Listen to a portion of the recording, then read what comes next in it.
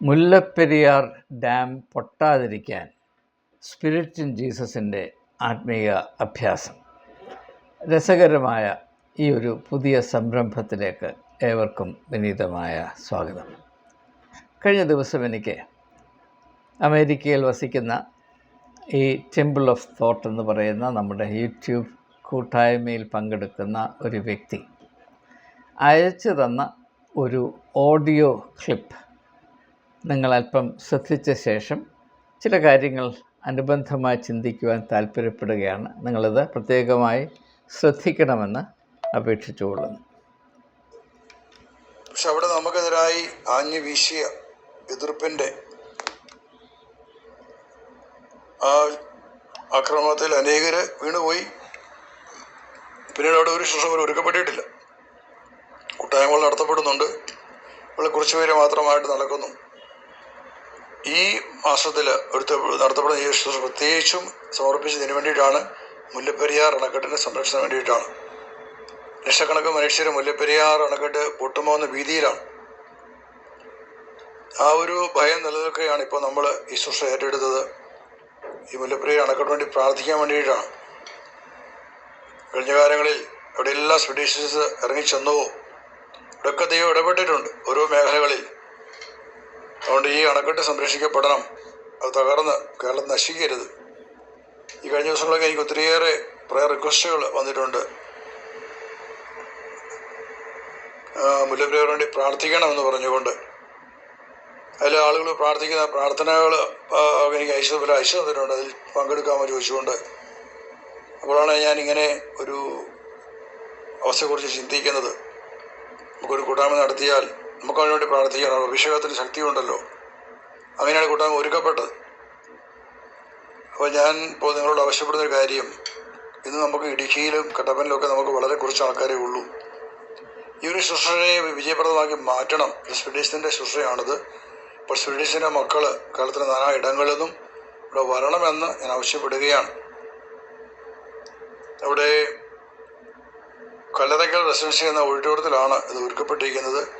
ആ ബിൽഡിങ്ങിൽ തന്നെ ഇഷ്ടംപോലെ മുറികളുണ്ട്. പക്ഷേ അത് നമ്മൾ പേ ചെയ്യണം, പണം കൊടുക്കണം. നിങ്ങൾ ഇവിടുന്ന് വേണ്ട 2 ദിവസം താമസിച്ച് കൂടാ. അങ്ങനെ പങ്കെടുക്കാൻ ആഗ്രഹിക്കുന്നവർ ബന്ധപ്പെട്ടവരുമായിട്ട് ആലോചിച്ചാൽ അതിനുള്ള സൗകര്യങ്ങൾ അവർ ചെയ്തു തരുന്നതാണ്. നമുക്ക് ഇപ്പോൾ ആളുകളെ പണം കൊടുത്ത് കൊണ്ടുവന്ന് താമസിപ്പിക്കാനായിട്ട് ഇപ്പോൾ സാധിക്കത്തില്ല. നമ്മുടെ സാമ്പത്തികം അത് അനുവദിക്കുന്നില്ല. അതുകൊണ്ട് നിങ്ങളോട് ഞാൻ ഓർമ്മപ്പെടുത്തുകയാണ്. പ്രത്യേകമായിട്ട് എറണാകുളം, ഇടുക്കി, തൃശ്ശൂർ, ആലപ്പുഴ,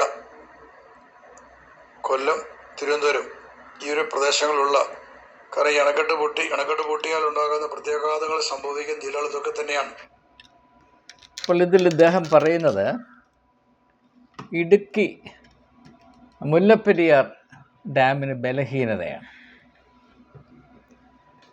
അതുകൊണ്ട് ഏത് സമയത്തും അത് തകർന്ന് ഭീകരമായ അനന്തരഫലങ്ങൾ ഈ സംസ്ഥാനത്തെ ആകമാനം ഞെട്ടിപ്പിക്കുവാൻ സാധ്യതയുണ്ട്. അതുകൊണ്ട് തകർന്നു പോകാതെ ഈ ഡാമിനെ ഒന്ന് പിടിച്ചു നിർത്താൻ സ്പിരിറ്റ് ഇൻ ജീസസിൻ്റെ ആഭിമുഖ്യത്തിൽ ടോം സക്കറിയായും രാജാക്കാട് സിന്ധുവും അവരാണ് ഈ സ്പിരിറ്റ് ഇൻ ജീസസ് എന്ന് പറയുന്ന ഈ വലിയ ആത്മീയമായ മുന്നേറ്റത്തിൻ്റെ തേരാളികൾ. അവിടെ ആഭിമുഖ്യത്തിൽ അവിടെ ഒരു വലിയ ആത്മീയ സംരംഭം നടത്താൻ പോകുന്നു. അതിന് ചിലവൊക്കെ ഉണ്ട്. അതുകൊണ്ട് നിങ്ങൾ വേണ്ടത്ര സമ്പാദ്യമായിട്ട് അങ്ങോട്ട് വരണം. അതിനോടനുബന്ധിച്ച് അദ്ദേഹം പറയുന്നത് ഈ മുല്ലപ്പെരിയാർ ഡാമിന് ബലക്ഷയം പറ്റിയതുപോലെ അദ്ദേഹത്തിൻ്റെ പരിപാടിക്കും ബലക്ഷയം പറ്റിയിരിക്കുന്നു. പണ്ടുണ്ടായിരുന്ന പോലെ ആളുകൾ ഇപ്പോൾ കൂടുന്നില്ല. ഇടുക്കി, കട്ടപ്പന അങ്ങനെയുള്ള സ്ഥലങ്ങളിൽ പണ്ട് അനേകം ആളുകൾ ഈ സ്പിരിറ്റ് ഇൻ ജീസസിൽ വന്നിരുന്നു. അവരൊക്കെ ഓടി രക്ഷപ്പെട്ടു പോയി. അതുകൊണ്ട് ഡാമിന് ബലഹീനത സംഭവിച്ചു. എൻ്റെ സ്പിരിറ്റ് ഇൻ ജീസസിനും ബലഹീനതയാണ്. ഈ 2 ബലഹീനതകളും ഒരേ സമയത്ത് ഒന്ന് പരിഹരിക്കാനായിട്ടുള്ളൊരു മാർഗമാണ്. അതുകൊണ്ട് ഡാം ഒന്ന് പിടിച്ചു നിർത്തി അത് പൊട്ടിപ്പോകാതെ ഒരു 2-3 ദിവസമെങ്കിലും പൊട്ടിപ്പോകാതെ പിടിച്ചു നിർത്താൻ കഴിയുമെങ്കിൽ അത് ഒരു വലിയ സാക്ഷ്യമായിരിക്കും. ആ ഒരു അനുഭവത്തിലേക്ക് നിങ്ങൾ കടന്നു വരണം. അതിന് ചിലവുള്ള പരിപാടിയാണ്. ഒരുപക്ഷെ ഡാം പണിയുന്നതിനേക്കാൾ ചിലവുണ്ടാകുമായിരിക്കും, നമുക്ക് അറിഞ്ഞുകൂടാ. ഏതായാലും ഇദ്ദേഹത്തിൻ്റെ മറ്റൊരു വീഡിയോ കൂടെ നിങ്ങളെ കേൾപ്പിച്ചിട്ട് അത് വയനാട്ടിലെ വലിയ ദുരന്തം നമുക്കറിയാം. ഉരുൾപൊട്ടൽ സംബന്ധമായി നൂറുകണക്കിന് ആളുകൾ മരിക്കുകയും ശതകോടികളുടെ നഷ്ടം വരുത്തുകയും ചെയ്ത മനുഷ്യ ദുരന്തത്തിൻ്റെ കീഴീരംഗമായ വയനാട്ടിൻ്റെ അവിടെ ഇടിയുന്ന മലയെ അദ്ദേഹം പിടിച്ചു നിർത്തിയെന്നാണ് പറയുന്നത്. ഇടിയുന്ന മലയെ പിടിച്ചു നിർത്തി.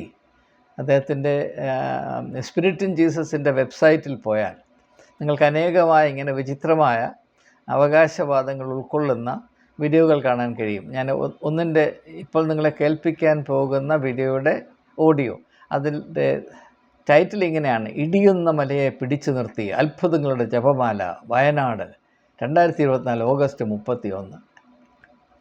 ഏത് മലയാണ് അദ്ദേഹം പിടിച്ചു നിർത്തിയത് നമുക്ക് അറിഞ്ഞുകൂടാ, പക്ഷെ പിടിച്ചു നിർത്തിയെന്നാണ് അദ്ദേഹം പറയുന്നത്. നമുക്ക് അതിൽ ഇദ്ദേഹത്തിൻ്റെ വാക്കുകൾ അല്പം ഒന്ന് കേൾക്കാം. ഹല്ലേലൂയ. പ്രിയമുള്ളവരെ, ഇന്ന് നമ്മൾ ഇവിടെ ഈ ഒരു ശുശ്രൂഷ നടത്തുമ്പോൾ വാസ്തവത്തിൽ ഇത് ഏതെങ്കിലും നിങ്ങളുടെ നമ്മൾ സാധാരണ നടത്തുന്ന പോലെ ഒരു വ്യക്തിപരമായ ആവശ്യത്തിന് വേണ്ടി ഒരു ശുശ്രൂഷ അല്ലത്. ഇത് ഈ ഒരു ദേശം മുഴുവന് വേണ്ടി, ഈ മലമ്പ്രദേശങ്ങൾ, ഈ പശ്ചിമഘട്ടം, പാലക്കാട്, കോഴിക്കോട്, കണ്ണൂർ, വയനാട്, നീലഗിരി എല്ലാ ജില്ലകളിൽ ഉൾപ്പെടുത്തിക്കൊണ്ട് അങ്ങോട്ട് കിടപ്പായ ഇടുക്കി കിടക്കുകയാണ്. പക്ഷെ ഇവിടെ നമ്മൾ ഈ പ്രദേശം മുഴുവൻ ഉൾപ്പെടുത്തിക്കൊണ്ട് പ്രാർത്ഥിക്കുകയാണ്. ഹല്ലേലൂയ. കഴിഞ്ഞ കാലങ്ങളിൽ വിശ്വാസത്താൽ ദൈവത്തോട് പ്രാർത്ഥിച്ചു, അനുഗ്രഹങ്ങൾക്ക് വേണ്ടി പ്രാർത്ഥിച്ചു, പ്രശ്നങ്ങൾ മാറിക്കിട്ടാൻ വേണ്ടി പ്രാർത്ഥിച്ചു. പക്ഷെ ഇന്ന് ഈ ശുശ്രൂഷയ്ക്ക് ഒരു പ്രത്യേകതയുണ്ട്.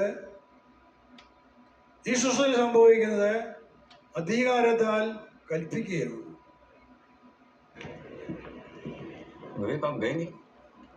അധികാരത്താൽ അദ്ദേഹം കൽപ്പിക്കുകയാണ് എന്നാണ് പറയുന്നത്.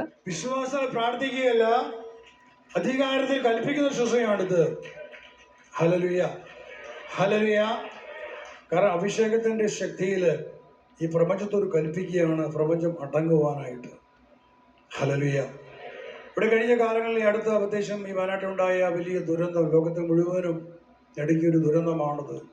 മുണ്ടക്കയിലും ചുരുളമലയിൽ സംഭവിച്ച ഒരു വലിയ ദുരന്തം. ആ കുടുംബങ്ങളെല്ലാം തന്നെ സമർപ്പിക്കുകയാണ് അവിടെ മരിച്ചുപോയ എല്ലാവരെയും. എന്നാൽ എല്ലാം നഷ്ടപ്പെട്ട് വേദനിക്കുന്ന ബാക്കിയുള്ള ജീവിച്ചിരിക്കുന്ന മക്കള് അവരെ സമർപ്പിക്കുകയാണ്. പക്ഷത്തിൽ ആ ഒരു ദുരന്തം സംഭവിച്ചു കഴിഞ്ഞപ്പോൾ ഇവിടെ മാത്രമല്ല, ഈ കേരളം മുഴുവനും ഉണ്ടായ ഒരു അവസ്ഥയാണ് ഭയങ്കരമായ ഭയം. പ്രത്യേകിച്ചും മലമ്പ്രദേശത്ത് താമസിക്കുന്ന ആൾക്കാരെല്ലാം ഭയങ്കരമായ രീതിയിൽ ഭയന്നു പോയിരുന്നു. കാരണം അത്രമാത്രം ഒരു പ്രദേശം മുഴുവനും വെള്ളം കൊണ്ടുപോയി കഴിഞ്ഞപ്പോൾ, ആ ദേശത്തെ മുഴുവനും തുടച്ചു മാറ്റിയപ്പോൾ, ഒറ്റ നിമിഷം കൊണ്ട് ഒരു രാത്രിയിൽ നേരം എടുക്കുന്നതിന് മുൻപ് നിമിഷ നേരം കൊണ്ട് സംഭവിച്ച ദുരന്തത്തില് എവിടെയും എപ്പോഴും എന്ത് സംഭവിക്കാം, ആർക്കും യാതൊരു സുരക്ഷിതത്വവുമില്ല, ഒരു ഗ്യാരണ്ടിയില്ല, ഒന്നും സംഭവിക്കില്ല എന്ന് ആ ഒരു അറിവ്, ആ ഒരു ഭയം അനേകരെ കീഴ്പ്പെടുത്തി കളഞ്ഞില്ല. അതല്ല, ഞാൻ തൽക്കാലം അദ്ദേഹത്തിൻ്റെ ഈ ആവേശഭരിതമായ ദൂത് അവിടെ നിർത്തുകയാണ്. അദ്ദേഹം പറയുന്നത് ഈ ഉരുൾപൊട്ടലിന് ശേഷം ഈ പ്രദേശങ്ങളിൽ വസിക്കുന്ന ആളുകളുടെ ഉള്ളിൽ വലിയ ഭയമാണ്. അതുപോലെ തന്നെ മുല്ലപ്പെരിയാർ ഡാം പൊട്ടുമെന്നതിനെപ്പറ്റി ആൾക്ക് ഭയമാണ്. അപ്പോൾ ഈ ഭയം എന്നത് ഈ സ്പിരിറ്റ് ഇൻ ജീസസ് പോലെയുള്ള കൾട്ടുകൾക്കൊരു വലിയ കൊയ്ത്തുകാലമാണ് എന്നതാണ് ഇതിലുള്ള അടിസ്ഥാനപരമായ യാഥാർത്ഥ്യം എന്നത് സാമാന്യ ബുദ്ധിയുള്ളവർക്ക് തിരിച്ചറിയുവാൻ പ്രയാസമില്ല.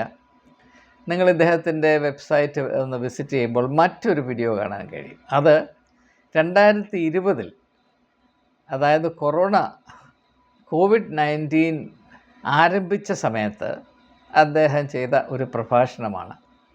ഇതിൽ പറയുന്ന അദ്ദേഹം ഇപ്പോൾ കോവിഡ്-19 ആട്ടിപ്പായിക്കും, ശക്തമായി അദ്ദേഹം പ്രാർത്ഥിക്കുമ്പോൾ അത് പോയിരിക്കും. കാരണം അന്ന് ആളുകൾ വിചാരിച്ചത് ഈ മഹാമാരി എന്ന് പറയുന്നത് കൂടിപ്പോയ 3 ആഴ്ച നിൽക്കും, അല്ലേ പോട്ടെ 1 മാസം നിൽക്കും, അതിനുശേഷം ഇതങ്ങ് പോകും എന്ന പ്രതീക്ഷയിൽ പല ആളുകളും പല കാര്യങ്ങളും പറഞ്ഞു. വേറൊരുത്തനൊരു പെന്തക്കോസ്ത് പാസ്റ്റർ കേരളത്തിൽ നിന്ന് കുവൈറ്റിലോട്ട് തീ അയച്ച് അവിടം ശുദ്ധീകരിക്കുന്ന ഒരു വീഡിയോ നിങ്ങൾ കണ്ടു കാണും. അങ്ങനെ പല ആളുകളും ആ സമയത്ത് രംഗപ്രവേശനം ചെയ്യുകയും ഈ ഒരു പകർച്ചവ്യാധി പെട്ടെന്ന് അവസാനിക്കുമെന്ന പ്രതീക്ഷയിൽ അവർ ചില അഭ്യാസങ്ങൾ പൊതുരംഗത്ത് അവതരിപ്പിക്കുകയും, എന്നാൽ സംഗതികൾ കൈവിട്ടു പോയപ്പോൾ അവരെല്ലാം അളയിൽ കയറി ഒളിച്ച് ഇരിക്കുകയും ചെയ്ത ഒരു സാഹചര്യം നമുക്കറിയാം. അതുപോലെ തന്നെ പോട്ടായിലെ ഡിവൈൻ കേന്ദ്രത്തിൽ നായിക്കാപ്പറമ്പിൽ അച്ഛൻ കൊറോണയ്ക്ക് മുമ്പേ വന്ന നിപ്പ വൈറസിനെ അദ്ദേഹം ഈ കാസായിൽ ഒതുക്കിക്കളഞ്ഞു. അങ്ങനെയാണ് കേരളത്തിൽ നിന്ന് നിപ്പ അപ്രത്യക്ഷമായത് എന്ന് പറയുന്ന ഒരു വീഡിയോ നിങ്ങൾ കണ്ടു കാണും.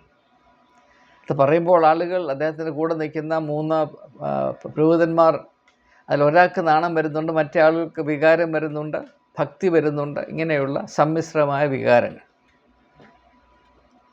അപ്പോൾ ഇങ്ങനെയുള്ള സംഭവങ്ങൾ മനസാക്ഷിയില്ലാത്തവരും തൊലിക്കട്ടിയുള്ളവരുമായി ദൈവത്തിൻ്റെ പേരിൽ ഏത് കള്ളവും അവതരിപ്പിക്കാൻ വൈദഗ്ധ്യം പ്രാപിച്ചവർക്ക് ഒരു കൊയ്ത്തുകാലമാണ് എന്നത് തിരിച്ചറിയുക. വാസ്തവത്തിൽ മുല്ലപ്പെരിയാർ ഡാം ഇതാ പൊട്ടാൻ പോകുന്നു, അത് ബലഹീനമാണ്, അത് നിലനിർത്തണമെങ്കിൽ സ്പിരിറ്റും ജീസസ് മാത്രം അവിടെ പോയി പ്രാർത്ഥിച്ചാൽ മതി, നിങ്ങളെല്ലാവരും വരണം, എൻ്റെ കൂടെ നിന്ന് എൻ്റെ കൂടെ താമസിച്ച് തക്കതായ ചെലവുകളൊക്കെ നൽകി നിങ്ങൾ ഈ ഒരു സംരംഭത്തെ വിജയിപ്പിക്കണമെന്ന് പറയുമ്പോൾ, മാത്രവുമല്ല വയനാട്ടിൽ ഉരുൾപൊട്ടൽ വന്നപ്പോൾ മലയെ ഞാൻ പിടിച്ചു നിർത്തി എന്ന് പറഞ്ഞപ്പോൾ കൈയടിച്ച് ഹല്ലേലൂയ പറഞ്ഞ് ആത്മീയമായ വലിയ ഒരാവേശം കാണിക്കുവാൻ, ഞാൻ കൊറോണ ഇപ്പോൾ അടിച്ചോടിക്കും എന്ന് പറഞ്ഞപ്പോൾ അവിടെ ആത്മീയമായ ആവേശം കൊണ്ട് തുള്ളിച്ചാടുവാൻ എങ്ങനെയാണ് ക്രിസ്ത്യാനി എന്ന് പറയുന്ന ഈ പ്രതിഭാസത്തിന് സാധിക്കുന്നത് എന്നത് മനസ്സിലാകാനുള്ള ഒരു മർമ്മം സൂചിപ്പിച്ച് ഞാൻ ഇതിന് മുൻപ് ഒരു വീഡിയോ ചെയ്തതാണ്. ഞാനതിലെ അടിസ്ഥാന മർമ്മം ഒന്നുകൂടെ ആവർത്തിക്കാൻ പോവുകയാണ്. കാരണം അത് മനസ്സിലായെങ്കിൽ മാത്രമേ ഇങ്ങനെയുള്ള ഈ വഞ്ചകർ, ഈ കാടന്മാർ, ഈ പകൽ കൊള്ളക്കാർ, ദൈവത്തിൻ്റെ പേരിൽ ജനങ്ങളെ വഞ്ചിക്കുന്ന ഈ കാട്ടുകുറുക്കന്മാർ ഇത്രമാത്രം സുദീർഘമായി വിജയിക്കുന്നത് അവരുടെ ഇപ്രകാരമുള്ള അഭ്യാസങ്ങൾ തികച്ചും 100% പൊളിയാണ്, കള്ളമാണ് എന്ന് പട്ടാപ്പകൽ പോലെ വെളിപ്പെട്ട് വരുവാൻ പര്യാപ്തമായ അനേക സംഭവങ്ങളുണ്ടായിട്ടും അതിൻ്റെ പുറകെ ഇത്രമാത്രം ആളുകൾ ആത്മീയമായ ആവേശത്തോടെ ചക്കരയിൽ മീൻ പൊതിയുന്നത് പോലെ ആളുകൾ പോകുന്നത് എന്താണ്, അതിൽ പ്രവർത്തിക്കുന്ന മർമ്മം എന്താണ് എന്ന് നാം വ്യക്തമായി മനസ്സിലാക്കേണ്ട ഒരു കടമയുണ്ട്. അത് ഇപ്രകാരം മാത്രമാണ് മതബോധം ജനങ്ങളിൽ വളർത്തിയെടുക്കുന്നത് യാഥാർത്ഥ്യങ്ങളോടുള്ള അവജ്ഞയിൽ കൂടെയാണ്. നമ്മുടെ പഞ്ചേന്ദ്രിയങ്ങൾ, അവയെ ആസ്പദമാക്കി നമുക്ക് ലഭിക്കുന്ന അറിവിനെ മനസ്സിലാക്കാനുള്ള നമ്മുടെ ആ സാമാന്യ ബുദ്ധി, വിച്ച് പ്രോസസ്സസ് സെൻസറി ഇൻപുട്സ്, ഇവയൊക്കെ കാര്യമാത്ര പ്രസക്തമായി പ്രവർത്തിക്കുന്നത് കൊണ്ടാണ് നമുക്ക് യാഥാർത്ഥ്യബോധം, സെൻസ് ഓഫ് റിയാലിറ്റി ഉണ്ടാകുന്നത്. എന്നാൽ മതമേഖലയിൽ വരുമ്പോൾ വിശ്വാസത്തിൻ്റെ പേര് പറഞ്ഞ്, വാസ്തവത്തിൽ അത് വിശ്വാസമേ അല്ല, യേശു ഉദ്ദേശിച്ച വിശ്വാസം വളരെ വ്യത്യസ്തമാണ്. വിശ്വാസത്തിൻ്റെ പേര് പറഞ്ഞ് മനുഷ്യൻ്റെ യാഥാർത്ഥ്യബോധത്തെ 100% നശിപ്പിച്ച് അവനെ ഒരു കാൽപ്പനിക ലോകത്തിലാക്കി വയ്ക്കുന്നത് കൊണ്ട് ഈ യാഥാർത്ഥ്യബോധമില്ലാത്ത മനുഷ്യരോട് എന്തു പറഞ്ഞാലും, കാക്ക മലന്നാണ് പറക്കുന്നതെന്ന് പറഞ്ഞാലും, കാളയെ കറന്നാൽ കറന്നാൽ പാല് കിട്ടുമെന്ന് പറഞ്ഞാലും, പോത്തിനെ കറന്നാൽ നേരെ തൈരാണ് വരുന്നത് എന്ന് പറഞ്ഞാലും, തേങ്ങിൻ്റെ മൂട്ടിലാണ് ഉണ്ടാകുന്നതെന്ന് പറഞ്ഞാലും അവർ വിശ്വസിക്കും. അങ്ങനെ പറയുമ്പോൾ ഒരു ഹല്ലേലൂയ, ഒരു സ്തോത്രവും പറഞ്ഞാൽ മതി, അല്ലെങ്കിൽ ഒരു ഉണർവ് ഇതും കൂടെ അതിനകത്ത് പാടിയാൽ പിന്നെ ഒരു കുറവും ഉണ്ടാകുകയില്ല. ഇങ്ങനെ മതമെന്ന് പറഞ്ഞാൽ, അല്ലെങ്കിൽ വിശ്വാസ ജീവിതം എന്ന് പറഞ്ഞാൽ, അത് യാഥാർത്ഥ്യ ലോകത്തോടുള്ള മനുഷ്യൻ്റെ യഥാർത്ഥ അനുഭവങ്ങളിൽ സ്ഥിതി ചെയ്യുന്ന ദൈവനിർമ്മിതമായ ആ ഒരു യുക്തിയും ന്യായവും സാമാന്യബോധവും 100% ഉപേക്ഷിച്ചെങ്കിൽ മാത്രമേ നമുക്ക് വിശ്വാസ ജീവിതം നയിക്കാൻ ഒക്കത്തുള്ളൂ എന്ന വളരെ വളരെ ഭീകരമായ അസത്യം ജനങ്ങളിൽ അവർ പിറന്നപ്പോൾ മുതൽ കുത്തിവെക്കുന്നത് കൊണ്ടാണ് ഇങ്ങനെയുള്ള മൃഗങ്ങൾ കേട്ടാൽ വന്ന് കുത്തിക്കൊല്ലുകയാളെ. അങ്ങനെയുള്ള കാര്യം കേൾക്കുമ്പോൾ ഉടനെ മുണ്ടുമലക്കി നേരെ കട്ടപ്പനയിലോട്ട് പിടിക്കുന്നത്. ഇത് 100 തവണ ആവർത്തിച്ചാലും 10,000 തവണ ആവർത്തിച്ചാലും ഇങ്ങനെയുള്ള ഈ മനുഷ്യരെ കുളിപ്പിച്ച് കുപ്പിയിലാക്കാൻ നല്ല വൈദഗ്ധ്യമുള്ള ആളുകളുടെ പുറകെ ഒരു 10,000 പേര് ക്രിസ്ത്യാനികളുണ്ടാകും. എന്നാൽ അതേസമയം തന്നെ യേശുവിൻ്റെ മഹനീയമായ പഠിപ്പീരുകൾ ഇവയാണ്, അവയുടെ അർത്ഥം ഇങ്ങനെയാണ്, അവ ഇപ്രകാരം നമുക്ക് പ്രയോജനപ്പെടും എന്ന് വിശദീകരിച്ചു കൊടുക്കുന്ന ഒരു സംരംഭത്തിന് 10 പേർ ചെവി തരികയില്ല, ദൂരെ നിന്ന് വരികയില്ല എന്ന് പോട്ടെ. നമ്മൾ ഈ ടെക്നോളജി ഉപയോഗിച്ച് അവിടെ വീട്ടിലെത്തിക്കാം, നിങ്ങൾക്ക് 1 രൂപ ചിലവില്ല, ദയവായി ഒന്ന് ശ്രദ്ധിച്ചാൽ മതി എന്ന് പറഞ്ഞാൽ ഈ പറയുന്ന കൂട്ടത്തിലുള്ള 10 പേര് തോമാച്ചനും കറിയാച്ചനും ചെറിയാച്ചനും ചേച്ചേമ്മ ഒന്നും വരില്ല, ചെവി തരില്ല. കാരണം അങ്ങനെയുള്ള സത്യം ശ്രവിക്കുന്നത് ദൈവത്തോട് കാണിക്കുന്ന മറുതലിപ്പാണ് എന്നാണ് അവർ പിറന്നപ്പോൾ മുതലേ പുരോഹിതന്മാരവരെ പറഞ്ഞ് പഠിപ്പിച്ചിരിക്കുന്നത്. നിങ്ങൾ ഒരിക്കലും ദൈവം തന്ന തലച്ചോറ് ഉപയോഗിക്കരുത്.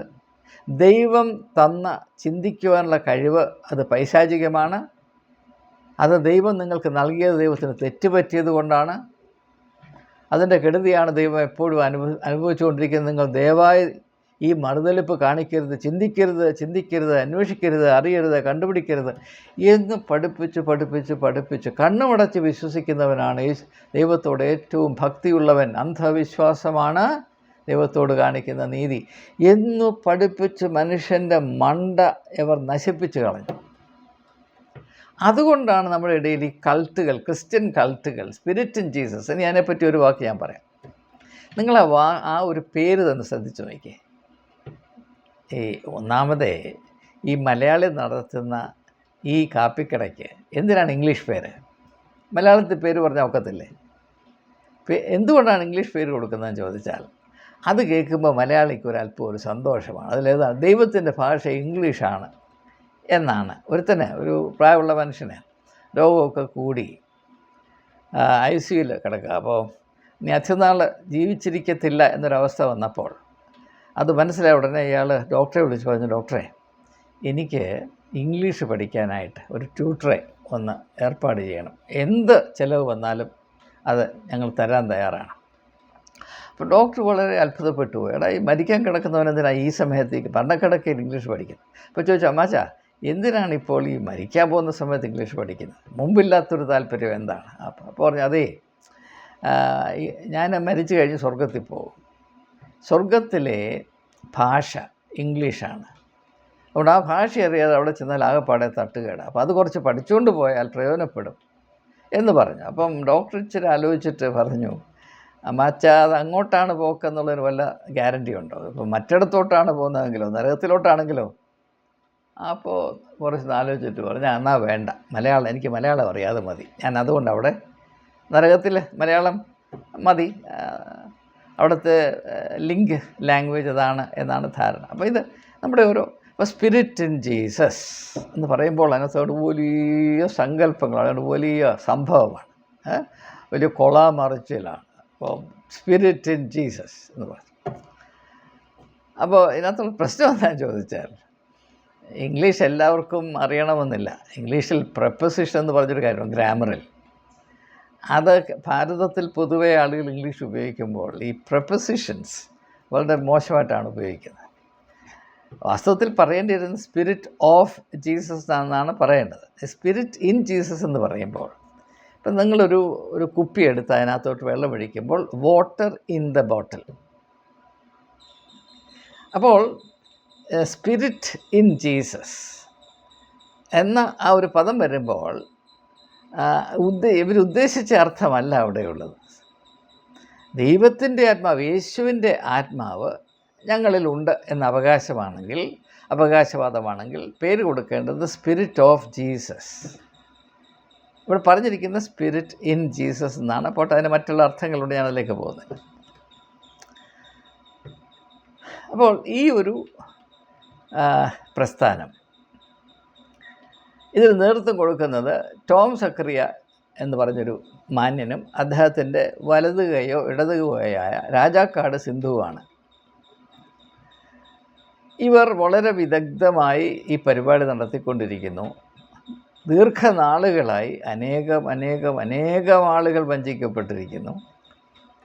അപ്പോൾ ഈ കാര്യങ്ങളൊക്കെ കാണിച്ച് i2i എന്ന് പറയുന്ന ചാനൽ നടത്തുന്ന സുനിൽ മാത്യു വളരെയധികം റിസർച്ച് ചെയ്ത് ഇതിൻ്റെ പലവിധമായ ഇത് കളിപ്പിക്കപ്പെട്ട വഞ്ചിക്കപ്പെട്ട പല ആളുകളെയും കണ്ട് 2-3 വീഡിയോകൾ ഇത് സംബന്ധമായി i2iയിൽ കൂടെ പ്രസാരണം ചെയ്തത് ഞാൻ ഓർക്കുകയാണ്.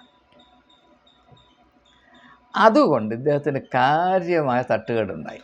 അത് സംബന്ധമായ ഒരു വീഡിയോയും അതവരുടെ വെബ്സൈറ്റിൽ കിടപ്പുണ്ട്. അത് പറയുന്നത് പിശാച് ഞങ്ങളെ ഇങ്ങനെ സോഷ്യൽ മീഡിയയിൽ കൂടെ ഞങ്ങളെ പിടിച്ചു. എന്താണ് പിശാച്? സത്യം വെളിയിൽ വരുന്നതാണ് അദ്ദേഹത്തിൻ്റെ അഭിപ്രായത്തിൽ പിശാച്. എന്നാൽ ഈ i2iയിൽ കൂടെ വെളിപ്പെട്ടു വന്ന ഏതെങ്കിലും ഒരു കാര്യം വസ്തുനിഷ്ഠമല്ല, വസ്തുതാപരമല്ല, അത് തെറ്റാണ്, കളവാണ് എന്ന് ആരും അദ്ദേഹത്തിന് പറയാനില്ല. അദ്ദേഹത്തെ സപ്പോർട്ട് ചെയ്യുന്ന ആർക്കും പറയാനില്ല. പക്ഷേ അദ്ദേഹത്തെ പറ്റിയുള്ള സത്യം വെളിപ്പെടുത്തിയത് കൊണ്ട് അത് പിശാചാണ് എന്ന് പറയുമ്പോൾ ഹല്ലേലൂയ പറയാനായിട്ട് 1000 സ്ത്രീകളും 500 പുരുഷന്മാരുമുണ്ട്. ഇതാണ് മർമ്മഭേദകമായ യാഥാർത്ഥ്യം. എന്തുകൊണ്ടോ മതമേഖലയിൽ വരുമ്പോൾ ജനം വഞ്ചിക്കപ്പെടുന്നതിൽ വലിയ ഒരു സംതൃപ്തി കണ്ടെത്തുകയാണ്. അതൊരു അനുഭൂതിയാണ്. വഞ്ചിക്കപ്പെടുക എന്ന് പറയുന്ന ഒരു അനുഭൂതിയാണ്. ഞാൻ തന്നെ വഴിയും സത്യവും ജീവനുമെന്ന് പറഞ്ഞ യേശുവിൻ്റെ പേരിലാണ് ഈ വഞ്ചന നടക്കുന്നത് നിങ്ങൾ മനസ്സിലാക്കണം. അപ്പോൾ ഈ ടോം സക്കറിയ എന്ന് പറയുന്ന ഇദ്ദേഹത്തിൻ്റെ വേറൊരു വീഡിയോ നിങ്ങൾ കാണേണ്ടതാണ്. അദ്ദേഹം ഒലക്കയും പിടിച്ചുകൊണ്ട് ഒരു പ്രവാചകനായിട്ട് വരുന്നു. ഈ പ്രവചിക്കാൻ എന്തിനാണ് സഹോദര ഒലക്ക എന്ന് ചോദിച്ചാൽ മറുപടി ഉണ്ടാവും. എല്ലാവരും ചോദിക്കുകയല്ലേ, ഈ ഒലക്കയില്ലെങ്കിൽ നിനക്ക് പ്രവചിക്കാൻ സാധ്യമല്ലയോ? നിങ്ങൾ കാണേണ്ടതാണ്. നിങ്ങൾക്ക് ഏതെങ്കിലും സമയത്ത് ബോറടിച്ച് നിങ്ങൾക്ക് മനസ്സ് നിറഞ്ഞ് ചിരിക്കണമെങ്കിൽ ആ ഒരൊറ്റ വീഡിയോ കണ്ടാൽ മതി.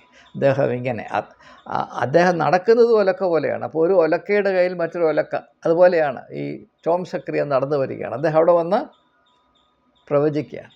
തന്നെയുമല്ല, ഇദ്ദേഹം നടന്നു പോകുമ്പോൾ ഈ ഈച്ച അടിക്കുന്ന പോലെ അടിക്കുമ്പോൾ പെണ്ണുങ്ങൾ വീണു പോവുകയാണ്. ഈ വീഴുന്നതിൽ എന്ത് ആത്മീയതയാണെന്ന് എനിക്ക് മനസ്സിലാകുന്നില്ല. വീണു പോയവരെ ഒന്ന് എഴുന്നേൽപ്പിച്ച് 2 കാലം നിർത്തുക, അത് ചെയ്യത്തില്ല. നിൽക്കുന്നവരെ അടിച്ച് താഴെ ഇടുകയാണ്. അതിലാണ്ട് വലിയ ആത്മീയത ഉണ്ടെന്ന് വിശ്വസിക്കത്തക്കമാണ് ഒരു വിശ്വാസിയുടെ തലച്ചോറ് പിണ്ണാക്കായിപ്പോയതിൻ്റെ കാര്യമാണ് ഞാനിവിടെ പറയുന്നത്. യാഥാർത്ഥ്യബോധങ്ങൾക്ക് ഘടകവിരുദ്ധമായാണ് വിശ്വാസം പ്രവർത്തിക്കേണ്ടത് എന്ന മനുഷ്യരാശിയോട് ചെയ്യാവുന്ന ഏറ്റവും വലിയ അപരാധവും അപമാനവുമായ ഈ ഒരു ആഭാസരത്തിൽ നിറഞ്ഞ ഒരു മതബോധം നമ്മുടെ ഇടയിൽ കോവിഡ് മഹാമാരിയേക്കാൾ, അല്ലെങ്കിൽ പണ്ടത്തെ പ്ലേഗിനേക്കാൾ, ബ്ലാക്ക് ഡെത്തിനേക്കാൾ, അല്ലെങ്കിൽ 2 യുദ്ധങ്ങളേക്കാൾ ഏറ്റവും ഭീകരമായ നാശനഷ്ടങ്ങൾ വരുത്തിക്കൊണ്ട് പ്രവർത്തിക്കാൻ ഇടം പിടിച്ചിട്ട് നാളെത്രയായി. ഈ കാപഠ്യത്തെ വേണ്ടതുപോലെ തിരിച്ചറിയുവാൻ ക്രിസ്ത്യാനിക്ക് കഴിയുന്നില്ല എന്നതാണ് ക്രിസ്ത്യാനിക്ക് സത്യത്തിൻ്റെ ദൈവവുമായി മലബന്ധം പോലുമില്ല എന്നതിൻ്റെ ഏറ്റവും മതിയായ തെളിവ്. അതുകൊണ്ട് അങ്ങനെയുള്ളവൻ, വെറും അന്ധവിശ്വാസത്തിൽ മാത്രം തൻ്റെ ആത്മീയ ജീവിതത്തെ ഒതുക്കുന്നവൻ, ഇങ്ങനെയുള്ള കുറുക്കന്മാർക്ക് ഇരയാകുന്നത് ന്യായമാണ്. അങ്ങനെയുള്ളവർ ദയവായി ഈ കട്ടപ്പനയിൽ പോകണം, അല്ലെങ്കിൽ ഇടുക്കിയിൽ പോകണം, ഇദ്ദേഹത്തിൻ്റെ പരിപാടിയിൽ, കലാപരിപാടിയിൽ പങ്കെടുക്കണം, പോക്കറ്റ് അവിടെ ഏൽപ്പിച്ചിട്ട് തിരിച്ചു വരണം. പിന്നെ അവിടെ അങ്ങനെ പ്രാർത്ഥിച്ചുകൊണ്ടിരിക്കുമ്പോൾ മുല്ലപ്പെരിയാർ പൊട്ടി നീയും നിൻ്റെ കുടുംബവും അതിലെ പെട്ടുപോയാൽ ഈ രാജാക്കാട് സിന്ധുവോ ടോം സക്രിയായോ അതിൽ നിന്ന് രക്ഷപ്പെട്ടാൽ പറയും നീ പാപിയായതുകൊണ്ട് നിന്നെ വെള്ളം വിഴുങ്ങിയതാണെന്നും പറയും. അതുകൊണ്ട് അല്പം സൂക്ഷിച്ചു കൊള്ളണം. എന്ത് സംഭവിച്ചാലും ഈ കുറുക്കന്മാർക്ക് ലാഭവും പാവപ്പെട്ട വിശ്വാസിക്ക് നഷ്ടവും ധനനഷ്ടവും മാനനഷ്ടവുമാണ്. ഇതല്ലാതെ മറ്റൊന്നും സംഭവിക്കുന്നില്ല. ഈ വഞ്ചനയുടെ സൂപ്പർ ബസാറിൽ നിന്ന് ദയവായി വിശ്വാസജനം, പാവപ്പെട്ട വിശ്വാസജനം സംരക്ഷിക്കപ്പെടണമേ എന്ന ഒരു പ്രാർത്ഥനയോടെ, വളരെ വേദനയോടെ ഞാൻ എൻ്റെ വാക്കുകൾ ഉപസംഹരിക്കുകയാണ്. ദയവായി ശ്രദ്ധിക്കുക, ശ്രമിക്കുക. എല്ലാവർക്കും ദൈവം സൽബുദ്ധി നൽകുമാറാകട്ടെ. ആരെ വിഴുങ്ങേണ്ടു എന്നന്വേഷിച്ച് സാത്താൻ ഊടാടി നടക്കുന്ന ഈ കാലഘട്ടത്തിൽ നിങ്ങൾ സത്യമായ യേശുവിലേക്ക് തിരിഞ്ഞ് നന്മ തിന്മകളെ തിരിച്ചറിഞ്ഞ് കള്ളപ്രവാചകന്മാരെ തിരിച്ചറിയുവാനുള്ള വിവേചന ബുദ്ധി പ്രാപിപ്പീൻ. വിവേചന ബുദ്ധിയോ ആത്മാവിൻ്റെ ദാനമാണ് എന്ന് വചനം നമ്മെ അറിയിക്കുന്നില്ലയോ? നമസ്കാരം, നന്ദി.